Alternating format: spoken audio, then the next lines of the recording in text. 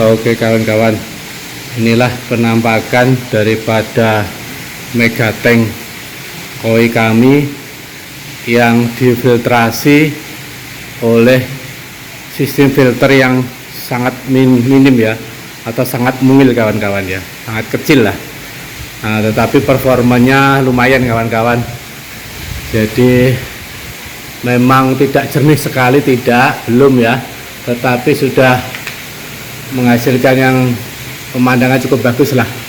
Ini di sisi kiri aerasinya juga cukup bagus ya kawan-kawan. Nah itu aerasinya cukup bagus, cukup kencang ya. Kemudian sisi tengah demikian, ditambah lagi dengan air terjunnya itu juga cukup bagus begitu. Dan di sisi kanan juga demikian, aerasinya juga cukup kencang dan ikannya cukup tampak ya. Ini kebetulan kami memelihara ikan koi hudilong kawan-kawan, atau butterfly koi.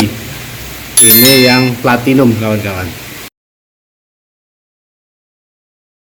Diawali dari settingan pipa kawan-kawan dan besi dari dasar chamber.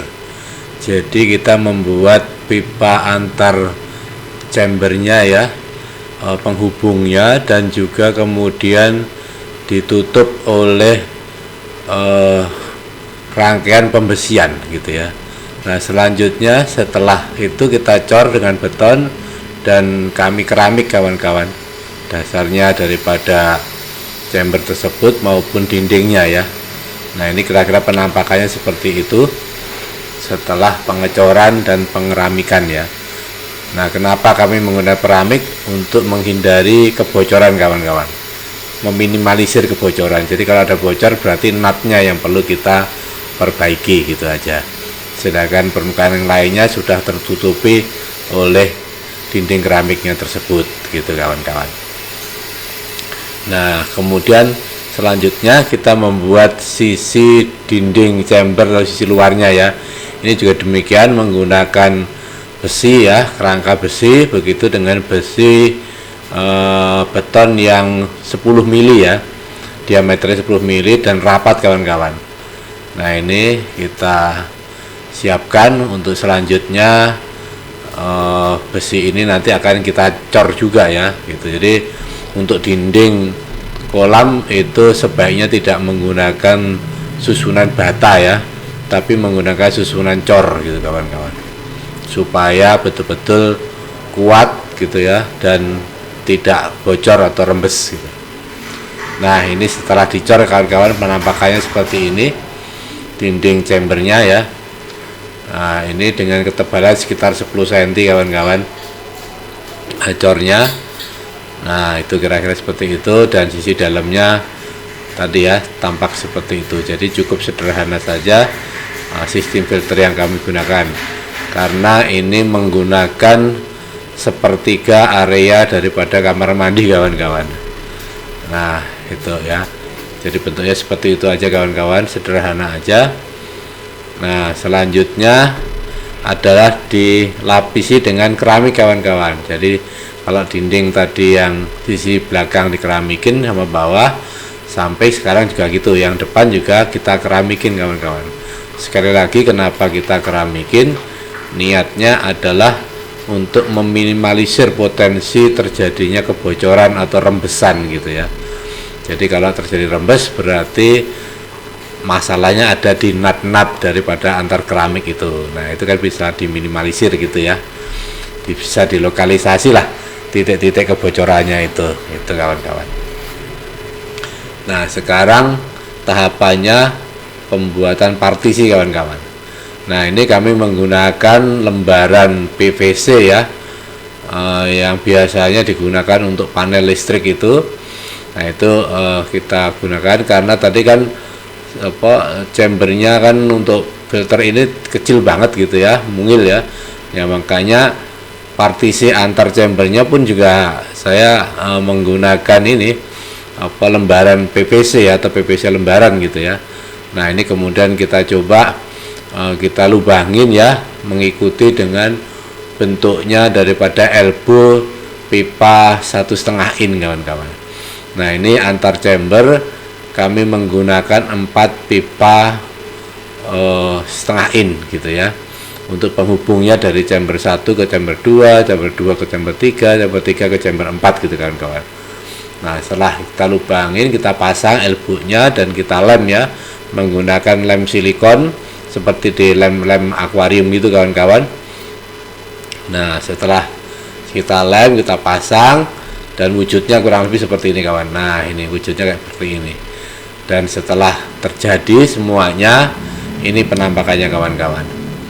Jadi ya lumayan lah gitu, rapi banget juga belum gitu ya, tapi sudah rapi lah kira-kira begitu. Dan seluruhnya persambungan antara elbow pipa PVC terhadap PVC sheetnya ya, PVC lembarannya itu kita lem kawan-kawan, kita lem dengan lem akuarium tadi atau lem silikon itu tadi kawan-kawan.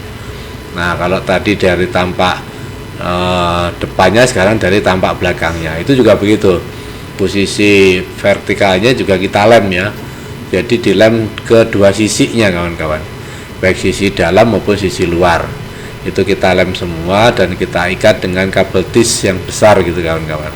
Itu pun juga kita lem juga dengan lem Korea ya, supaya keras sehingga terjadi saling penguatan gitu, kira-kira begitu kawan-kawan.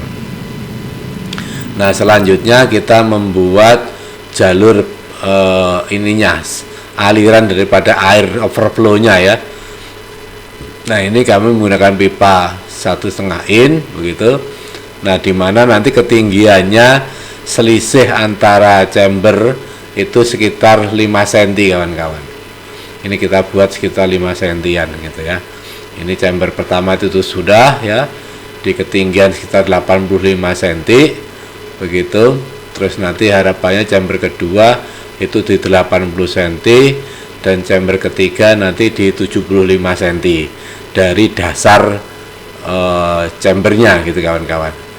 Nah, tahapannya juga sama, tinggal pipa PVC itu kita potong-potongi gitu ya. Nah, harus kemudian sisi atasnya kita ikat ya dengan kabel tis juga gitu ya. Nah, itu jadi kita ikat begitu, dan akhirnya ini wujudnya kawan-kawan. Nah, itu ya, jadi sisi yang kiri itu untuk chamber 1 ke kedua, yang tengah untuk chamber 2 ke ketiga, dan sisi yang kanan dari chamber ketiga ke chamber keempat gitu kawan-kawan. Nah, inilah kawan-kawan penampakannya yang sederhana aja kawan-kawan, yang intinya bisa kita kerjakan sendiri sehingga bisa menghemat biaya yang kita keluarkan ya kawan-kawan ya, karena pekerjaan ini adalah ringan saja dan mudah saja begitu, sehingga tidak perlu kita beli atau kita pesan dari pihak luar ya, atau pihak lainnya, sehingga kita bisa menghemat pengeluaran biaya pembuatan filter ini gitu kawan-kawan. Nah, itu kawan-kawan, jadi gitu aja sederhana. Jadi masing-masing pipa itu kita ikat ya dengan kabel tis, sedangkan yang sisi bawah itu dimasukkan di elbow-nya gitu. Nah, gitu aja kawan-kawan. Jadi tidak pakai lem ya, ini pipanya nanti apabila diperlukan dicabut bisa kawan-kawan, dicabut gitu bisa. Jadi karena tidak dilem ya, hanya diikat sama kabel tis saja kawan-kawan. Nah, begitu kira-kira kawan. Jadi wujudnya cukup simpel saja ya gitu. Oke, kemudian setelah itu tahapannya adalah kita menyiapkan pompa ya kawan-kawan. Nah, ini karena untuk keperluan kami sendiri, di dalam rumah kami sendiri juga, akhirnya kami memilih pompa yang murah meriah aja kawan-kawan, yaitu pompa merek Sunsun ya. Nah, merek Sunsun dengan kapasitas 12.000 liter per jam kawan-kawan. Nah, ini karena wattnya kecil aja kawan-kawan, wattnya tidak sampai 100 watt, tidak sampai gitu kawan-kawan. Jadi hanya 85 kalau nggak salah, wattnya hanya sampai 85 watt saja gitu, untuk kapasitas sekitar 12.000 liter per jam. Nah, ini kawan-kawan. Jadi ini pompa buatan Cina ya. Memang ini ada resikonya kawan-kawan, pada saat tertentu itu bisa terjadi stuck gitu. Kami udah ada pengalaman, tetapi ya karena kita pengen murah hemat ya kita cari yang ini gitu ya, ya nggak apa-apa lah gitu ya. Oke kawan-kawan, nah situ sudah akhirnya kita coba tes running ya. Nah oke kawan-kawan, ini saatnya kita men-setting filter ya daripada Megatank, dimana kondisinya seperti ini chamber filternya kawan-kawan. Nah gitu aja kawan-kawan, sederhana aja. Ini karena filternya kecil aja nih kawan-kawan, dimensinya cuman 35 kali 2 meter dengan tinggi 1 meter kawan-kawan.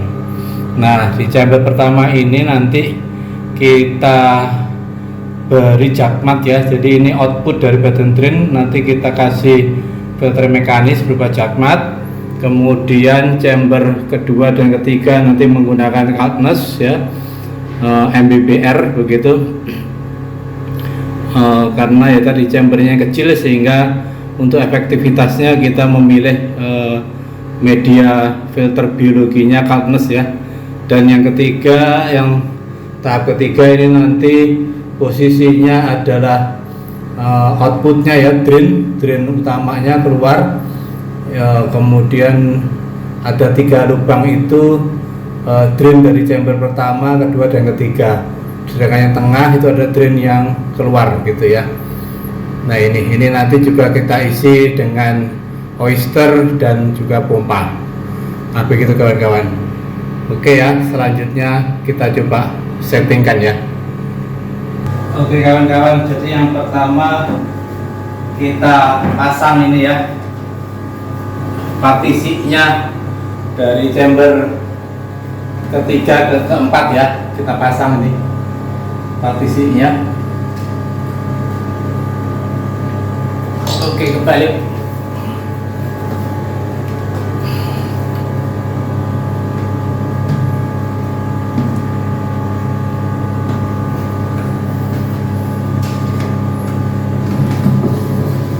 Oke, kita pasang ya, sudah. Terus kemudian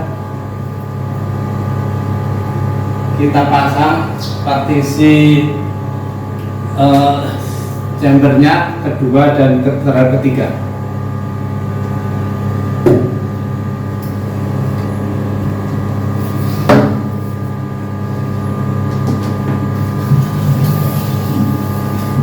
Oke, sudah. Kemudian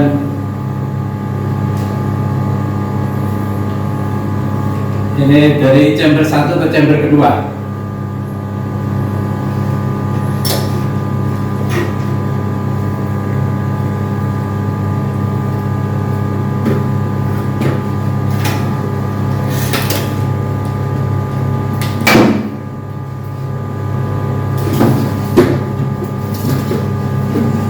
Oke, sudah pasang, aman.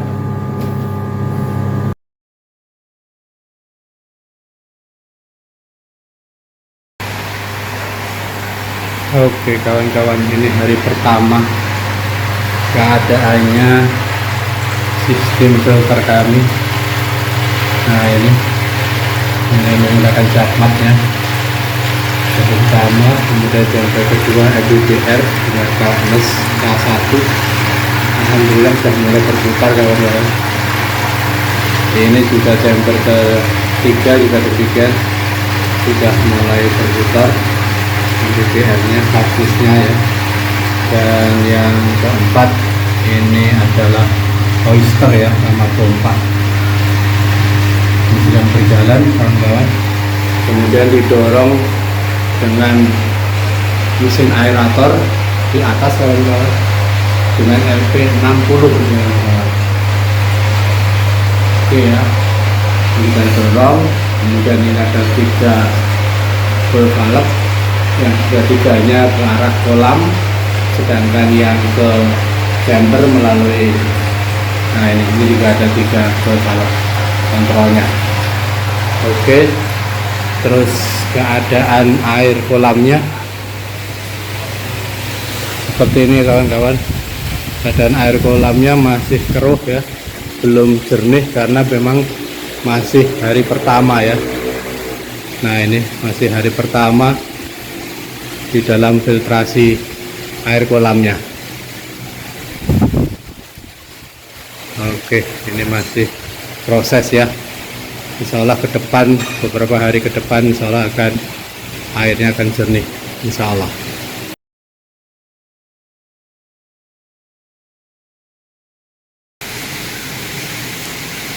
Oke kawan-kawan, inilah penampakan daripada megatank koi kami yang difiltrasi oleh sistem filter yang sangat minim ya, atau sangat mungil kawan-kawan ya, sangat kecil lah. Nah, tetapi performanya lumayan kawan-kawan. Jadi memang tidak jernih sekali, belum ya, tetapi sudah menghasilkan yang pemandangan cukup bagus lah. Ini di sisi kiri aerasinya juga cukup bagus ya kawan-kawan. Nah itu aerasinya cukup bagus, cukup kencang ya. Kemudian sisi tengah demikian, ditambah lagi dengan air terjunnya itu juga cukup bagus begitu. Dan di sisi kanan juga demikian, aerasinya juga cukup kencang dan ikannya cukup tampak ya. Ini kebetulan kami memelihara ikan koi hudilong kawan-kawan, atau butterfly koi. Ini yang platinum kawan-kawan. Ada sedikit satu koi lokal ini kawan-kawan, yang warnanya orange itu. Nah itu kawan-kawan. Jadi di mana air ini setelah berlangsung cukup lama ya, setelah beberapa bulan begitu. Dan ini kejernihan ini kawan-kawan disuplai oleh, nah ini kawan-kawan, oleh filter yang mungil ini kawan-kawan. Jadi ini cuman ukurannya kawan-kawan, lebarnya itu di sini itu hanya sekitar 30 sentian ya, atau 35 senti gitu. Kemudian memanjangnya itu sekitar 2 meter kawan-kawan. Dan di ketinggiannya sama dengan kolam koinya, di ketinggian kalau dindingnya 1 meter, tapi kalau airnya di 90 cm kawan-kawan, kira-kira gitu. Dan ini penampakan yang pertama kawan-kawan. Jadi chamber pertama itu berupa jakmat ya kawan-kawan. Di sini jadi air dari kolam itu masuk ke chamber pertama kolam menggunakan jakmat ini. Kemudian yang kedua kami menggunakan metode MBBR gitu ya, atau menggunakan material coldness yang terus berputar ya, yang aktif ya. Ini adalah filter biologinya. Kalau jakmat tadi ini adalah filter mekanis warna biru ini. Kemudian kalau yang putih ini filter biologi yang aktif ya, jadi menggunakan coldness. Kemudian sedangkan yang ini juga sama kawan-kawan, yang ketiga itu menggunakan coldness tapi yang statis kawan-kawan ya, yang diam begitu. Nah selanjutnya yang sisi terakhir chamber keempat itu adalah oyster ya, atau kulit kerang kawan-kawan, dan juga langsung dipompa ke kolam kembali melalui pipa ini kawan-kawan, pipa 1,5 ini. Nah kegiatan ini dipasok oleh aerator kawan-kawan yang posisinya ada di atas. Nah itu kawan-kawan, ini aerator Resun LP60 saja kawan-kawan. Jadi ini langsung didistribusikan. Ini adalah ke kolam 1, 2, 3 ini. Jadi ini sisi kanan, sisi tengah, kemudian ini sisi kiri, kemudian yang ke bawah ini baru menuju ke media filternya gitu. Kalau ini karena statis jadi kami diamkan gitu ya. Kalau yang ini karena aktif, nah ini posisinya di on kan, sehingga gerakannya coldness-nya berputar gitu ya. Nah itu kawan-kawan. Nah ini cukup kecil aja kawan-kawan, tapi alhamdulillah performanya sudah lumayan lah gitu ya. Dan ini masalahnya posisinya di sepertiga daripada kamar mandi nih kawan-kawan. Ini posisinya seperti kamar mandi, dan supaya tidak mengganggu kenyamanan itu kami tutup kawan-kawan. Tutupnya kira-kira seperti ini ya, saya pasang ya. Nah ini kawan-kawan tutupnya, kami menggunakan tutup akrilik kawan-kawan, akrilik 5 mili ya, yang kita pasang seperti ini. Nah ini kawan-kawan, jadi akrilik transparan gitu ya, yang menutupi ini, dan posisinya adalah miring kawan-kawan. Jadi ini bisa kita pakai untuk tempat meletakkan gayung ya. Nah, gayung taruh sini juga nggak ada masalah, atau juga sabun sabun mandi saya taruh sini juga nggak ada masalah. Nah itu kawan-kawan, jadi insya Allah fungsi kamar mandinya juga tidak terlalu terganggu gitu ya dengan keberadaan filter ini gitu ya. Nah demikian kawan-kawan, berbagi pengalaman dan tips ya, bagaimana kita mensiasati sistem filter pada megatank, tetapi menggunakan sistem filter yang mungil ya, yang kecil ya. Demikian berbagi pengalaman ini kami sampaikan dari Salami Channel, indahnya berbagi. Atas perhatiannya kami ucapkan terima kasih.